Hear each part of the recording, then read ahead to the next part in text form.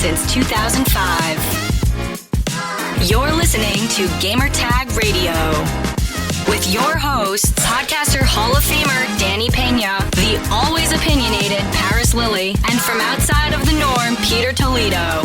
This is Gamertag Radio.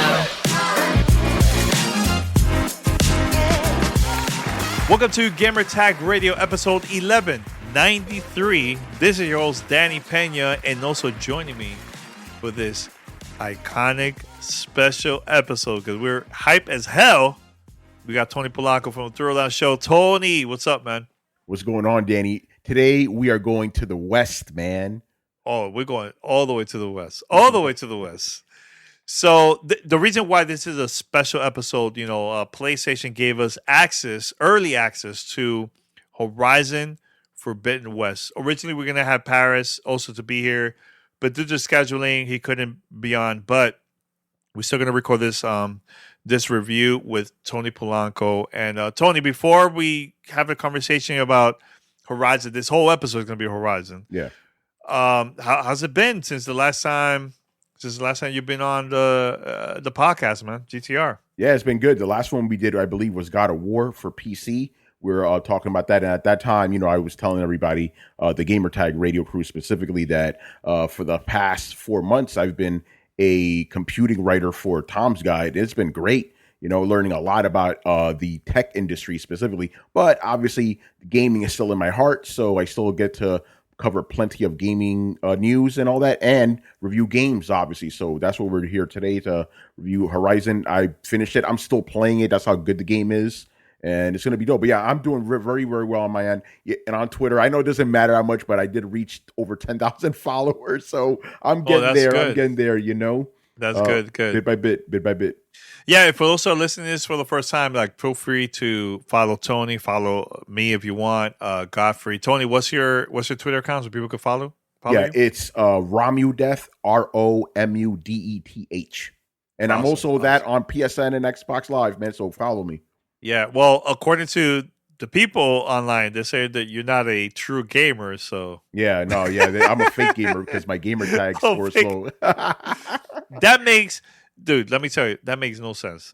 0 sense. So you're, how they say, fake neutral. I'm a fake neutral. No sense. Yeah. No sense. Yeah, but me and Paris got called out. They're like, "Oh, I see what you guys are doing. You guys are faking it online. You're pretending all this stuff." Like, okay, you got us, bro. Oh God, I don't know. You know what? Let them, deal with that stuff and let them dream if they want. Let them dream. Let them dream. All right, for those who are listening, make sure to head over to gamertagradio.com. Listen to our past episodes. We have tons of content. Tony, over 1,000 episodes. It's insane. Amazing. People could go back to the old days or listen to the most current ones, and that's fine. Just listen. And make sure to spread the word about GTR. I think it will help us out if you tell others about the podcast. Also, if you would like to be part of our family discussion segment, episode, super easy. Here's how you can contact us. Send us your feedback or questions. Give us a call at 786-273-7GTR. Email us at fanmail@gamertagradio.com or leave a message on speakpipe.com/gamertagradio.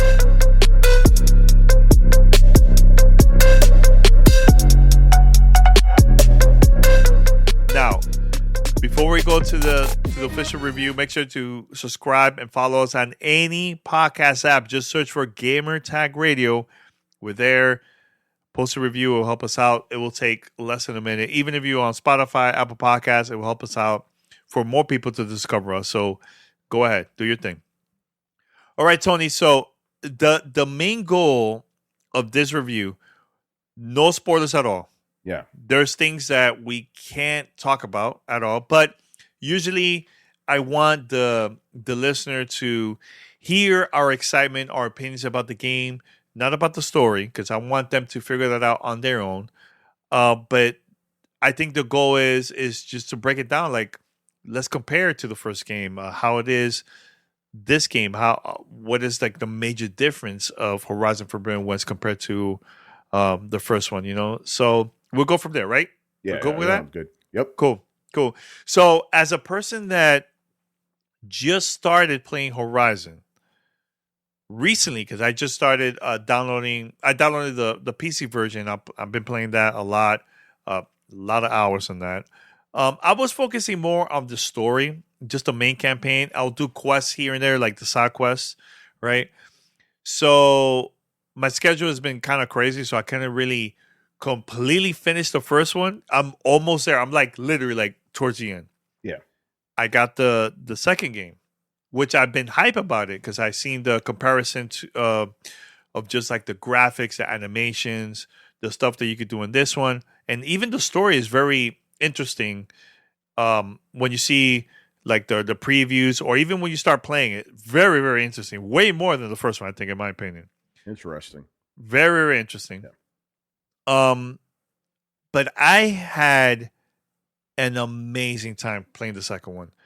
Just first of all, we've been playing the PlayStation 5 version.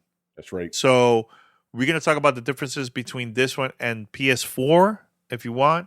I know as of right now, if you purchase the PS5 version, you could also select the PS4 version. I think there's an update that for those that are planning to get the PS5 version from the PlayStation 4, I think there's going to be an update, so it will be free for you to like upgrade to the PS5. So that's something that just happened recently because a lot of people were talking about that, you know. So Yeah.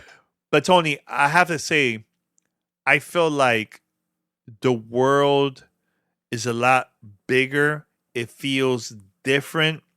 There's a lot new enemies in the world. Like I said earlier, even the animation is a little bit different than the first one. And I feel that just the story overall, compared to the first one, is even deeper. The conversations with different characters you get to see in the game, way deeper than the first one. Do you feel the same? That's how I felt as someone that just started doing this, just playing the game. That's how I feel so far. Do you feel the same way or no? Yeah, it's interesting because you're still kind of playing the first game, so it's fresh. Like to me, I beat, and got the platinum in the game. What is it, 3-4 years ago? Whenever the first one came out, so I don't really know it. I don't remember it very well, like as well as you do, obviously. But this game, Forbidden West, does a very good job of doing a recap, so I appreciated that. But this is gonna sound like a negative, but it may not be a negative to some people. What I thought was like, oh, this is more of the same. Like I didn't like, obviously the graphics are better and all that, and you're right. Some of the animations are better. But everything else, it felt like, oh, it's just Zero Dawn 2. Like the way the story begins, because the story only there's only like a 6 months difference between where the last one left off and this one starts, right? So I'm like, oh, so we're just kind of picking up where we left off. Obviously, the first one had a definitive ending, right? But there were some things that were kind of loose ends. So this one picks up where that off, and I feel that this game really, really gets going about maybe 5 hours in. I'm talking about just with the narrative. Like, okay, this is Forbidden West story, because at the beginning it just felt like we're doing more Horizon Zero Dawn stuff, right?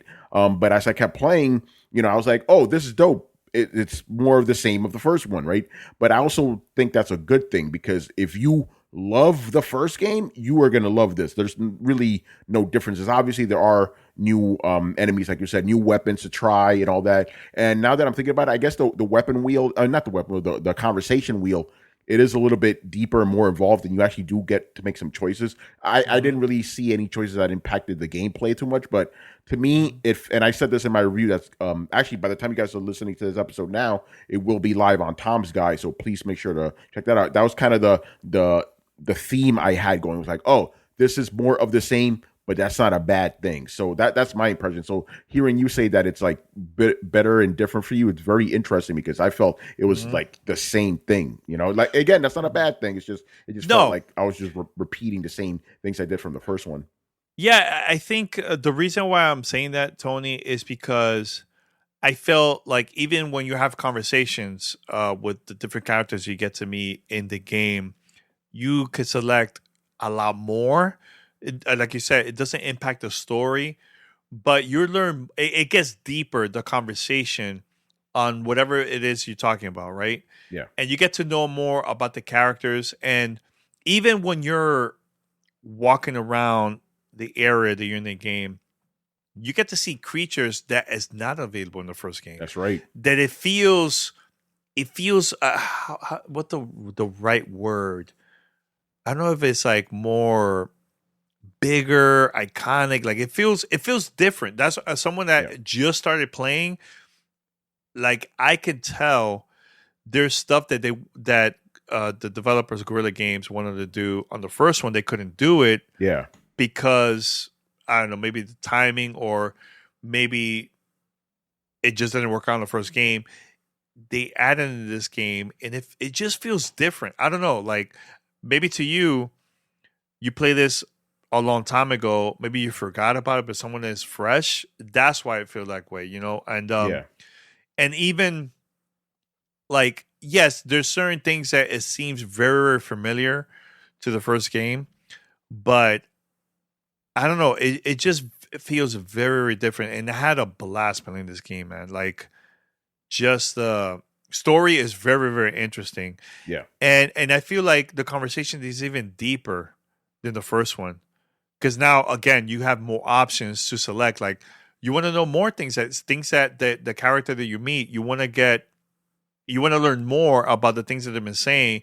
And the conversations is really, really long. Dude, there was one, it was like 10, 15 minutes for me because, I was doing side quests, doing the main missions, because I was selecting everything that was available there because I just wanted to get to know the person I'm talking to. You get what I'm saying? Yeah, no, I did the same thing. I checked everything. I will say this though, this is not spoiler, but like for example, if you do like a main mission, right, like something that's very impactful, some of the characters will comment on that, which I think is really cool. So I'm like, oh, if I didn't do that mission, they probably wouldn't have brought that up, right? So I thought that was really cool. And you're right, I there were many moments where I spent like 10, 15 minutes just going through all the option wheels just to learn about them because, like you said, you know, and again, it is because I haven't played the first game in so long, but like the world does feel very rich. And like I always felt that, but this one felt like even more so. Like it feels like I'm watching. I'm like, yo, I want to see a movie about this. I want to read a novel about this. Like there's so much going on that I think is really dope. Like they built the world so well. So I think in that sense, you're right. They expanded on it, like what was already there, like, you know, the narrative, the world and everything. They really took it to the next level. And there's a lot of really cool twists and turns that were just kind of throwaway lines in the first game. And now it's become a big thing. So I thought that was very well. Like, again, even though I did feel like it was more the same, I do acknowledge the fact that they really are building their world and the whole story from beginning to end. And I did beat the game. Extremely well done. And even if you only stick to the main story, you're going to be extremely satisfied. It's not like some games where you feel like throwing a bunch of fluff at you to kind of space it out. No, this is perfect. And even if you do the side stuff, it's not like, for example, Assassin's Creed Valhalla, where it feels like it's too much. This feels just right. There's a lot of content in there, but you always get something new out of it, right? So you don't feel like you're just going through the motions. So I thought that was really good. The mission variety, even though at the end you kind of are just killing a bunch of robots or whatever, it still feels different because you always meet these side characters that let you see a different side of the world. And also, like you said, the actual world itself, so many different environments, right? You got snowy mountains, you got deserts, you got swamps, you got jungles. It's so dope. And that was something from the first game that I really appreciated. Just the variety of the different environments. And this one does it a little bit more. Like just the effects, I think is because we were playing on PlayStation 5. Like, yo, when it snows, it is so thick, right? It feels like you're in the middle of it. When the dust picks up in the middle of the desert, you feel like you're in the middle of a storm, you know? And when the rain comes in, yo, you feel it, man. And Danny, here's my question to you. Did you play on performance mode or fidelity mode? You know what? It's funny because I was going to ask you that question.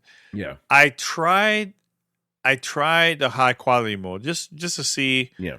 I felt better playing this performance mode. I feel like it's smoother, faster. Performance was my choice. High quality mode. It looks great. Don't get me wrong. It looks really, really good. And actually, for those who don't know, we just recently got an update to make the game even better. It was just not for me. I think performance mode was the choice for me. And what about you? I'm the same way. I liked quality mode, but I didn't see enough of a visual difference to get rid of the smooth frame rates, right?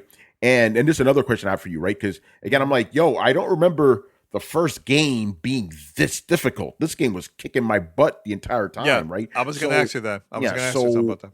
I believe, and we're going to talk about that next, but I believe having it at performance mode, which it's not always 100% 60 frames a second, but it targets it, I feel you will play better. You need that with how ferocious the robots are. Because I'm like, yo, this is ridiculous right now.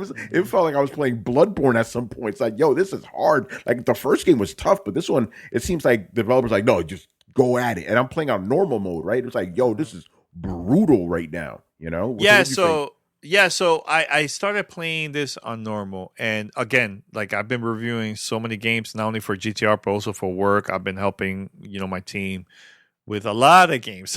So I was like, look, I just don't have the time to play this as the hard difficulty or anything like that. So I'm gonna keep it real, Tony. Like I made it the difficulty easier because I just wanted to enjoy the story, get to enjoy the world, do side quests, do the main campaign. So that's how I did it. Like originally I started hours like that with just normal. And then again, you said it was brutal. I wanted to go as far as possible in the game. And I made it just the difficulty easy. And there's going to be people that just don't have the time, like the situation I'm in, that I have to review so many games for work and for GTR that was the only choice for me. But, I know Paris most likely played normal or harder. What about you? You played a normal difficulty or you made it easier for you? Yeah, because of my job now, I actually can't play during the week, right? So I only had 2 weekends, right? So the first weekend, I put about 20 hours into it. I played it all on normal. And then the second weekend, I'm playing on normal, getting my butt kicked. Like, listen, I need to beat this game, right? So I bumped it down to easy because there is story mode and there's easy mode, right? Bumped it down to easy. I was still having a challenge, but it was a good challenge, so I kept it at easy. Right now, now that I finished, I bumped it back up to normal and stuff because I do feel playing on a normal forces you to use every weapon, right? But and I'm glad you say that because me and you, like, obviously we would prefer to play the whole thing on normal, but like you said, we don't got the time, right? And I played 20 hours on normal, and I'm playing it on normal again, so I feel I could talk about it adequately. You know what I'm saying? And obviously there's no shame in it. You want to play on story mode, you do you. There's a reason the option exists, right? You don't have time, you play it on story mode, you're good to go. So I did the same thing. And I was still getting a challenge anyway. Like even on easy, I'll still die sometimes. It happens, right? So I don't feel like I'm cheaping out or whatever because I'm still getting a challenge. It's just on normal. Right now, I'm okay because I upgraded my weapons and stuff. And obviously, if you want to do that, if you want to grind and get your weapons good, you'll do better. But me and Danny, we kind of didn't have the time for that. So it's like, all right, we just play on easy mode. But again, even easy is still extremely brutal, man. So it's still fun. Like it's not still fun. It's not one of those like, well, it's easy, just slice and you're done. No, it is challenging, but again, we both been having a great time just even doing that, I appreciate that a lot because there's games in the past where they say you're playing normal and you change it to easy because you just want to know more about the story. I feel like it's way too easy. Way too easy, yeah. This one does not fit. Like, I think Guerrilla did a great job on that. On even if you play this easy or story mode, whatever, it still feels challenging. It's not that easy at all. It's a challenge. But at the same time, I appreciate it because you said I that's why I don't like easy mode because I don't want to just blow through the game. I want a challenge, but I want something that's not crazy, So I feel that easy mode in this should have been normal mode, to be honest, but no, I'm glad that exists in there, and I'm glad you said that too. And I was also think it's important for us to say that because some people feel ashamed. You shouldn't feel ashamed. If normal don't work for you, bump it down. No one's some stupid idiots on Twitter may judge you, but you don't worry about those people. No. You play games. What, Danny? Like you always say, you play for fun, right? So if it ain't fun for you to get your butt kicked all the time, bump it down a little bit. You're still gonna enjoy the same experience, Yeah, and honestly, at the end of the day, it's whatever choice you have. Like if you want to go hard, normal, hey, easy, whatever you want. As long you're having fun. I think that's the most important thing. Exactly. Now, my question I was going to ask you, Tony, like the new weapons, the new stuff that you could do in this game that was not available in the first one. Your thoughts about it? I think I think it's really, really cool. And like even the puzzles are very interesting in this game. Yeah, I like that. And challenging too. Yeah, like one of the new weapons, it's kind of like a spin disc type of thing that kind of shreds enemies up. But a lot of the old ones kind of came back, like a rope caster. I like the rope caster because you could tie enemies down to the ground. It makes it a little bit easier. You could, ride, robots like you could before. You could like use a grappling hook that was not in the first game. That was really dope. You could get to a lot of things, and I really appreciated the platforming in this game. It was it was almost like you're playing something like Infamous or something like that. It's very intense, or Tomb Raider, I guess would be more appropriate. I really enjoyed that. But I like the arsenal altogether, like different types of bows. You get like. There's like bombs you could also use. You could use traps, and I also like that too. They have different skill trees, and you could either like focus on one skill tree, like a warrior, you're better with melee. Hunter, you're better with bow and arrow and all that. Infiltrator, you could do more sneaky stuff. I like to mix it up a little bit, so I put points to everything, but I appreciate it. And then there's these things called valor points that you could use like skills and stuff. Like for example, if you have infiltrator, like you'll see like this really cool animation. Then Aloy will like the predator go like completely invisible. Or when I use this, it's the hunter valor where you makes your shots hit harder from a further distance. Like she does this cool animation where she puts paint all over her face and stuff. So I really enjoyed that aspect of it a lot. And like you said, you kind of need all that to give you an edge, because some of these robots like, yo, no, we're not giving you a break, bro. I'm gonna kick your butt right now. No, it's brutal. It could get really, really brutal. But I also wanted to ask you like the DualSense, because look, that's something that some games, especially games that is available also for PS4 and PS5, sometimes the developers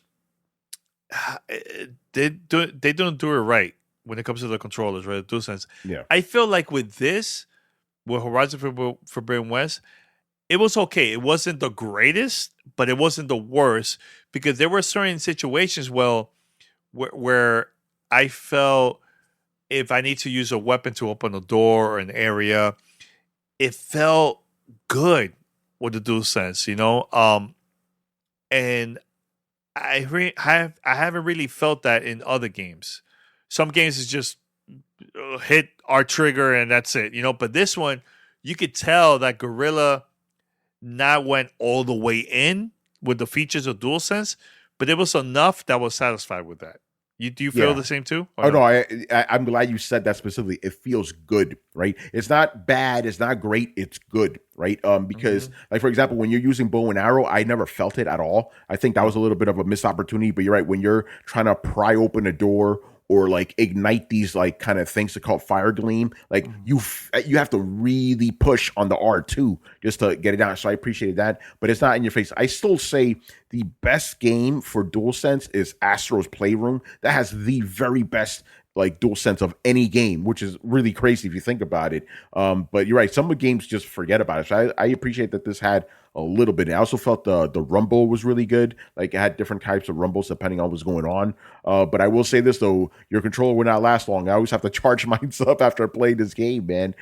Because of the features and all that. But and I'm thinking about it now. I didn't. You know how sometimes you hear sounds from the speaker? I didn't really hear any in this game, like extra sounds. There was a couple. Like even when you're going to like using the grappling hook to like another area, you hear it. Right. Hear it there in the controller. So like certain things, it's not something that really took advantage of it. Yeah. And I think it has to do with, and this is something also on PS4. I know what you're going to say that. Yeah, exactly. If it's a game that's also ported for the PS4, companies, studios don't really take advantage of that. But if it's a game where it's 100% PlayStation 5, that's when you see the difference. And you could tell, like Astro, when you play Ratchet and Clank, or even other games, even Deathloop.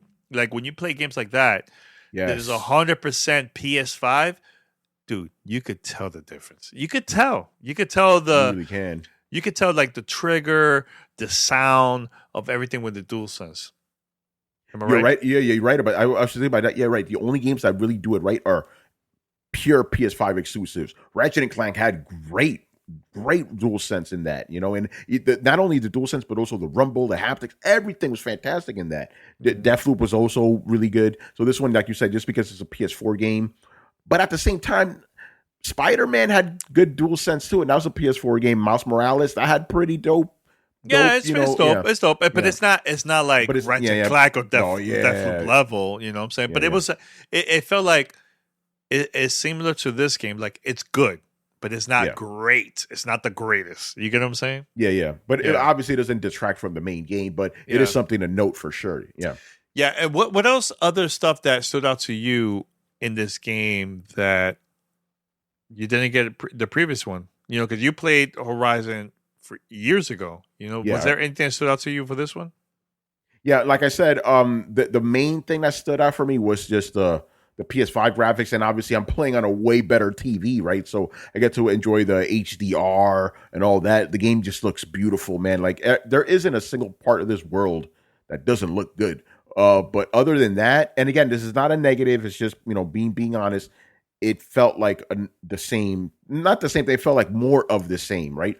But that's also not a bad thing. But it didn't feel like revolution. Like when you played God of War, right? You're like, whoa, this is not like the PS2 games. This is a different God of War, right?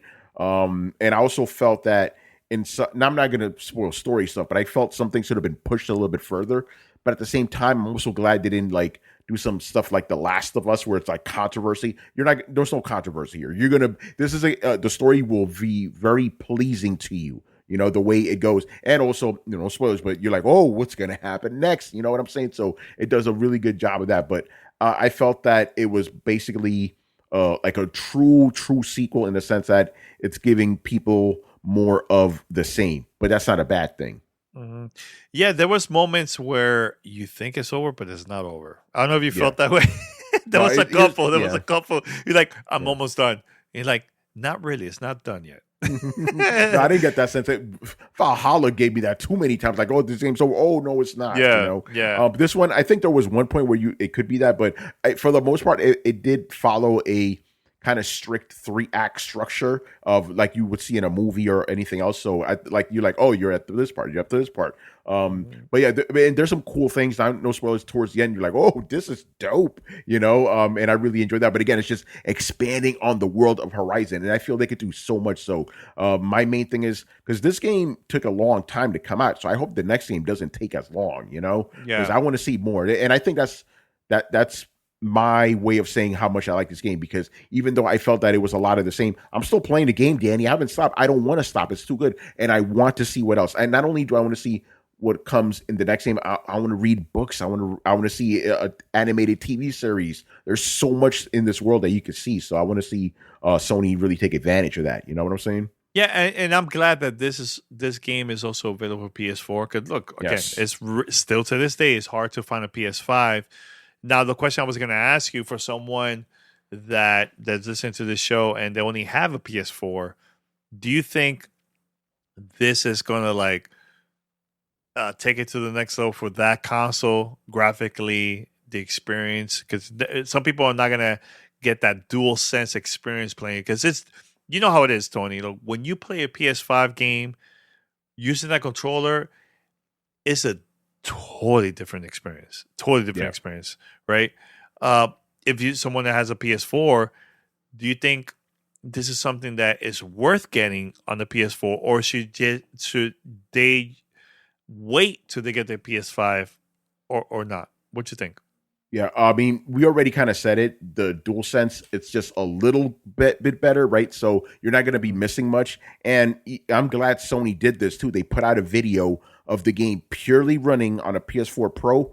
Looked incredible, right? It looks really good. Really good. Yeah, it's not running at 60 frames, but I believe it's running a little bit higher, right? It has its own version of performance mode.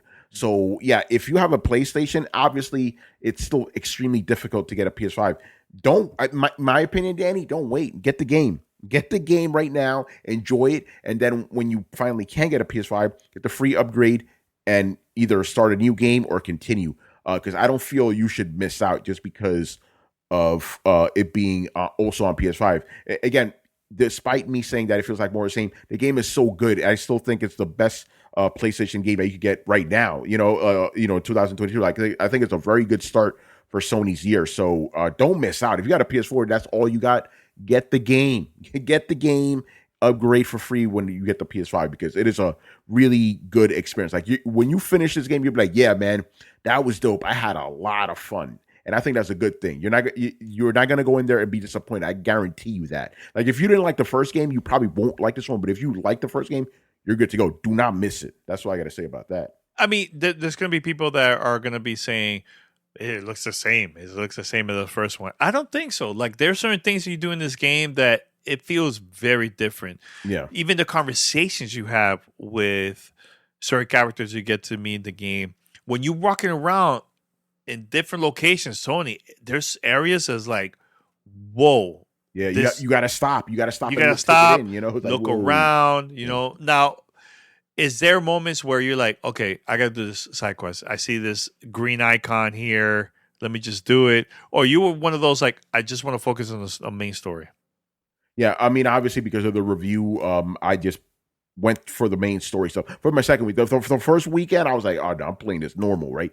But right now, Danny, that's how I'm playing. I'm like, oh, I'm going to go do the side mission. Oh, wait, hold on. What's that over there? Then I'm going to go do that. You know what I'm saying? So, yeah. I mean, that's the way I would normally play it. Like even though I do try to focus on the main story, if I see something cool, because there's so many little things in the world, right? You're like, wait, what is that? I want to go see it. And usually when you go explore it, you will find something cool. You're not going to just go out of the way to find nothing, So I encourage people, because obviously you're like me and Dan, you don't have to review the game and take it all in. Take your time with the game. Don't rush, because there's so much to do, so much to see. And all of it is worth your time. All of it, Again, Guerrilla Games did such a really good job of just populating this world with activities, but not overstuffing it. Like you're never gonna be like, oh my god, like please end this already. You're never gonna feel that way. You're gonna be like, one more game, And I think that's probably the best thing I can say about it. It's like everything, even if it's not like completely original, it is so well done. You could tell masters worked at this, and whether you get it on PS4 or PS5, you're gonna be extremely satisfied. Do not miss out. Yeah, there was part in the game, Tony, that I felt I just love the conversations, and I love the representation that you get to see in the game of all races, like even the hair. It was like this for the first game, but I feel like with this one, it was even more of that. You know what I'm saying? So yeah, it felt good seeing that. I think they did a great job on creating the characters in the game, the hair, just the gear that they're having. It looks really, really cool. And there's one moment in the game where you hear a lot of people singing. There's no spoiler, but you hear people singing that it felt good. It felt something where you would only get that also with movies too. Like it was very iconic moments like that. I'm like, whoa, this is really cool. So I was just walking around and just enjoying the environment in the game. You know what I'm saying? So a lot of cinematic moments, like you said. Oh my God, a lot. And there's going to be moments where it feels like Tomb Raider, Uncharted-ish, right? But also there's moments that conversations in the game that gets really deep. That's beyond the game. That stood out to me. Was there moments like that for you too? That you were like, oh, okay, this is something that you will get to see or feel in Horizon. Was there anything like that for you? I don't know if exactly like that, but I do want to bring this up, just thinking about what you were saying right now, because I don't think Aloy gets enough props like she deserves, because when I'm playing as her, I feel like I look up to her. You know what I'm saying? Like, because she has this spirit of like, she's going to do whatever she can to, help the world, help people out. Some people are going to get mad at me for what I'm about to say right now. It's not like The Last of Us. I kind of don't like those characters, right? They're not really good people, but I feel, Aloy is a very good role model, right? She, just the way she doesn't give up, I really enjoy that. And the way she cares about people and even like robots too. I'm like, that's cool. I like that. And because it makes, remember in the first game, you got to see her as a little girl growing up and everything. So it's really dope in this game, seeing her like become a woman, but not losing her humanity, even though she has to do all this crazy stuff, right? So I really think, I hope Aloy gets more props that she can become like a Laura Croft, very iconic characters. I think she is, man. She's not only is she like just fun to play with, all the cool moves she could do and all that, but she has a lot of humanity and heart. And I feel that just in general, the world kind of needs that right now. More people, just good spirits and all that. A lot of stories are just about bad people doing bad things. Like I want to see somebody that's just doing good for goodness sake. You know what I'm saying? Even though Aloy had her troubled past or whatever, she didn't let that stop her from trying to do the best as she can, so I think that's very inspirational. I really like her. Like, I think I liked her character even more in this game. So that's something that stood out for me as far as like the story goes. There was one thing, I'm not going to spoil it, where I'm like, I wish the narrative would have pushed it further, but that's what the third game could be for. But as a whole, I think Aloy is dope, man. She's great. I gotta give it up to Sony for releasing this game, review wise, for all the media sites that have been playing this game now for like the past 2 weeks or so. Yes, I have to give it to them because that's when when the company have confidence that the game is good. There's certain games that have been coming out even recently or even in the past where the review copies that we get for all the media outlets, it might be the day of or maybe a day before or something like that, because that the studio don't have confidence with the game the majority of the time when that happens, right? That's right. Yeah, that's right. And so, go ahead. Oh, no, I was just saying, with the first one, it was like that too. I got the game because I did review the first Horizon. They gave it to me 2 weeks beforehand. I'm like, okay, they're confident. They're confident with this game. Yeah. Yeah. So in the same deal with this, you get it 2 weeks beforehand. I was like, okay, they know what's up. They know they got a winner here. Yeah, because the majority of the time when that happens, companies know that the game is good. The reviewers, it's a lot easier for us because now we could take our time to play the game and review and everything, right? For our outlets and everything. But at the same time, I think the majority of people that get this game, Tony, are going to have an amazing time playing this game. And please, for the love of God, do not rush this. Take your time. Yeah. Learn about Aloy, the story, the side quest, which is only... The story is going to get better when it comes to the story-wise, but at the same time, it will help you to level up even more. So you will have a better experience towards the end because now your level is going to be a lot higher. You have new weapons, all kinds of stuff. So just take your time with it, man. Do not rush this, man. You know what I'm saying? Even if you do finish the game, you could go back and continue doing side quests you haven't done yet. You know what I'm saying? So I think, honestly, in my opinion, if you're going to pay a game like this for $59.99 or $70, whatever, I do not know the retail price for this, but it is worth it. I think is best game for PlayStation this year so far. So far, yes. I highly recommend for you to definitely buy and try it out, man. For those that, even if you don't have a PS5, go and play the PS4 version because I think it's so worth it for sure. Yeah, I don't have anything to add. You said it perfectly. Get the game. It is so good. And like Danny said, don't rush. Take your time with it. There's a lot of things. You will be more rewarded that way. And, side quests, every single side quest is good. Do the side quests because they all tell the little stories and you learn more about the world. And like I said, you learn more about Aloy, how good of a person she is. So, so far, again, if this game is any indication of the year that PlayStation's going to have, it's going to be a very good year. And I'm being very specific with that PlayStation because obviously all the big games are also coming to PS4. So if you're on PS4, PS5, you're good to go. You're good to go. God of War is going to be the next one, obviously. Looking forward to that. But right now, Horizon, don't sleep on it. You got to check that out. I honestly think this is going to be a really great year for PlayStation. Really, compared to last year, this is going to be good. It's like Horizon, Gran Turismo, Ghostwire Tokyo, God of War. And who knows what other surprises they have? PlayStation VR 2, right? It's going to be a really good year. Even if are you curious about PlayStation, dude? If you can get a PS5, go to PlayStation 4. You can still play Gran Turismo and God of War and Horizon. So you're gonna have an amazing time with it, man. And once you have a PS5, hey, go all out and buy it. You know what I'm saying?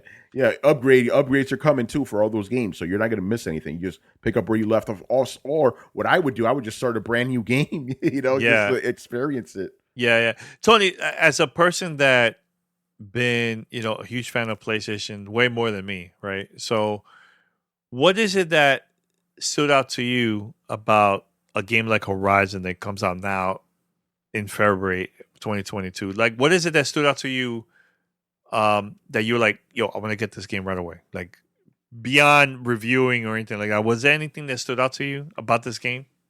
Yeah, no, I mean, like, again, I was a big fan of the first game. Just tell a little story. That's the game that made me feel good about last gen. Up until that's how long it took me. Even up until 2017, I was extremely disappointed in the last generation, PS4, Xbox One generation. I was not very happy with it. But when that game came out, I'm like, yes. This is exactly what I want in a game, man. Because every big game that had come out, I'm talking about Metal Gear Solid 5, Final Fantasy 15, and a couple others. When they came out, there was always something about those games that disappointed me. Horizon was the first game that I was not disappointed at all. I'm like, this is great, So I still think I like the first game more than this one, just because of the that fresh feeling, right? Even though technically I think this one is a better game in a technical sense, right? So I was very much looking forward to this because Horizon Zero Dawn was the game that really, to me, started last gen. Like when 2017 came out, that's when the floodgates opened. Everything started coming out, after that. So that's why I was looking forward to it. And then, like as a PlayStation game, that's why I like PlayStation so much, because most of their exclusives, they focus a lot on the characters and the story and being very cinematic. And this game does that, but obviously there's a lot of gameplay to go along with it, because you get everything. You get the combat, you get puzzles, you get platforming, and you get all these really, really good side quests that really fill out the world. So that's what it is for me. Again, it's not reinventing the wheel, but it doesn't have to, because the game, you could tell they were like, yo, what kind of game can we make that is going to make the most amount of people happy? And they succeeded with that, because this is to me, it's a crowd pleasing game. Like if you play this game, obviously it's not everyone is going to be a fan, but I think the majority of people that played are going to be extremely happy. And I'll say this too, because it's very important. If you did not play the first game, don't worry about it. This game does a very good job of recapping the main events, and you're going to feel like you're just picking up where that one left off. So you're good. You're not going to feel like you're missing anything. But, if you do play the first one, obviously you're going to have more of experience. But it's also a good entry point game. You do not need to play the first one. This game will ease you right into it. It's not, even though the game is difficult, it does a very good job of teaching you the mechanics of how everything goes. So you're not going to be like thrown to the wolves or whatever. Again, it's trying to just please people. And I think it does a very good job of that. And I'm very much looking forward to the third game, because I think Guerrilla really solidified what they're trying to do with this franchise. Now I want to see how they take it even further, So that's what kind of stood out to me the most. And look, if you're a fan of like a game like Zelda Breath of the Wild, this is Breath of the Wild for PlayStation, believe it or not. Yeah, it is. There's no other game for PlayStation like close to this. No other game. Story's good. The adventure, the story, everything is just overall, the whole package is just amazing. So I gotta give it to Guerrilla for creating an amazing game for PlayStation. And I can't wait for the next game. I think it's gonna be even better. And I think that one's gonna be next gen only. Current gen. Current gen. That's right. Yeah, current gen. Yeah. By the way, Danny, real quick, it's funny you mentioned Breath of the Wild, because I feel the original Horizon ruined Breath of the Wild for me, right? Really? I played Horizon. Yeah, because I played Horizon. I'm like, this is incredible. This is pure next gen. Then I got Breath of the Wild. I'm like, ugh. It didn't look as good, it didn't play as good as Horizon to me. So I think it would have been better if I would have played Zelda first, then Horizon. But that's not the schedule. The schedule was because the first Horizon came out around February, just like now, and then Zelda came out in March, right?